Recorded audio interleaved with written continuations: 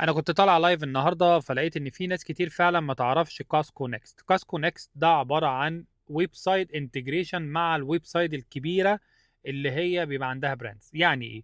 يعني انا دلوقتي في الجاكيت ده مثلا مش موجود في حته ووكن ان انا اخش اشتريه بايدي، موجود على ويب سايت بس. فالويب سايت ده اصحابه بيعملوا ايه عشان يعملوا مور سيلز والكلام ده؟ بيروحوا الكاسكو يعملوا معاه تعاقد، يقول له احنا الجاكيت ده ب 180 دولار، احنا هنبيعه عندك عن طريقك، يعني اللي يخش عن طريقك وهيبقى مكتوب كاسكو والدومين بيبقى الويب سايت بتاعهم. اللي هيخش عن طريق الممبرشيب بتاعك هنبيعه له ب 120 دولار. فبيقول لك كاسكو برايس 120 دولار والسعر الاصلي 180 دولار. خد من ده بقى على كل حاجه، على انشورنس، يعني انت ممكن تعمل انشورنس مع كاسكو، ممكن تعمل تامين كمان للبيزنس بتاعك مع كاسكو. كاسكو عنده تولز كتير جدا للناس اللي عندها سمول بيزنسز.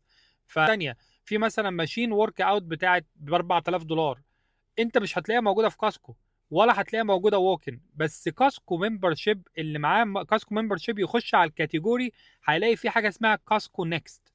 بتلاقي بقى كل حاجه ممكن تتخيلها. عجل ب 5000 دولار كاسكو بيبيعوه لك ب 3000، ومن الويب سايت بتاعهم بيقول لك سعر كاسكو 3000، السعر الاصلي مثلا 5000.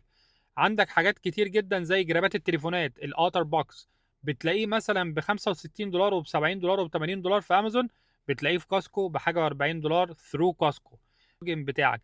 فالناس اللي ما عندهمش كاسكو حواليهم مش لازم تروح وتعمل ووكن، ومش لازم الابليكيشن هو ده التحديد بتاعك. في حاجه اسمها كاسكو نيكست، خش على كاسكو نيكست هتلاقي الخيال كله.